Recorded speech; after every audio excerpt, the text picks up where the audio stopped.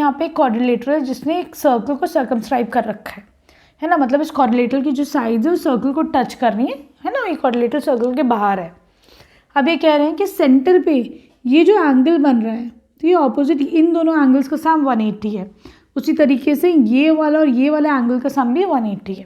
हाँ, तो हम क्या करेंगे बच्चों, यहाँ पे टेंजेंट है, सपोज करो पी क्यू, यहाँ पे टच हो रहा है पी क्यू आर, इस पॉइंट को ले लो एस। ठीक है, हम थोड़ा सा कंस्ट्रक्शन कर लेंगे। हम क्या करेंगे, ज्वाइन कर लेंगे O P, O Q, O R, O S को ज्वाइन कर लेंगे। ठीक है, इस एंगल 1 मानो, इसको 2 मानो, 3 4 5 6 7 8। ठीक है, हमें क्या प्रूव करना है, 1 + 2 प्लस एंगल 5 + 6 180 डिग्री है ना। तो देखो सबसे पहले क्या करते हैं हम, triangle A O P, A O, this is centre, centre is O. ठीक है, सेंटर है तुम्हारा ओ। ठीक है, तो हम ए ओ पी और ट्रायंगल बी ओ पी को कॉन्ग्रुएंट प्रूफ करते हैं। ठीक है, तो देखो क्योंकि एक्सटर्नल पॉइंट है, नहीं सॉरी, इन दोनों को नहीं प्रूफ करेंगे, इसको और इसको प्रूफ करेंगे, 1 और 8 को, है ना। तो एंगल ए ओ पी और ए ओ एस।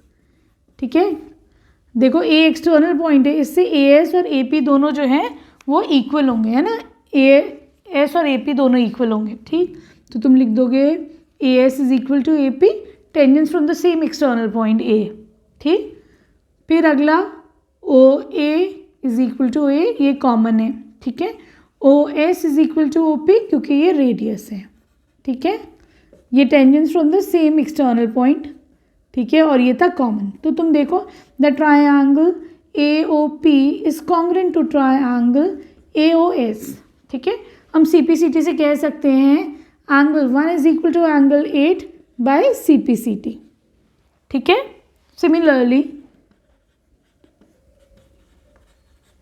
उसी तरीके से तुम क्या कह सकते हो बच्चों, 1 8 की इक्वल है, एंगल 6 एंगल 7 के इक्वल है, angle 5 is equal to angle 4 और angle 3 is equal to angle 2। ठीक है, अब हमें पता है टोटल कंप्लीट सर्कल कितना होता है, 360 होता है। तो देखो angle 1 plus angle 2 plus angle 3 plus angle 4 plus 5 plus angle 6 plus 7 plus angle 8 कितना हो जाएगा, कंप्लीट एंगल 360 डिग्रीज होता है। ठीक है, यहाँ से तुम 1 और 8 इक्वल है, 1 और 8 इक्वल है। ठीक है, तो मैं क्या करती हूँ बच्चों, यहाँ से ये वाला एंगल 8 ले लेती हूँ उसको, तो ट्वाइस ऑफ एंगल 8 ले लें। ठीक, अब देखो और क्या इक्वल है, 2 इक्वल है 3 के, है ना, 2 और 3 इक्वल है, 2 और 3 इक्वल है। तो मैं एंगल 3 और 2 में ट्वाइस ऑफ एंगल 3 लेती हूँ। ठीक है, एक चीज़ का और ख्याल रखो बच्चों, मैं ये वाले एंगल को प्रूफ कर रही हूँ, ए ओ डी को सी ओ बी के इक्वल प्रूफ कर रही हूँ, अभी दोनों का सम 180 प्रूफ कर रही हूँ।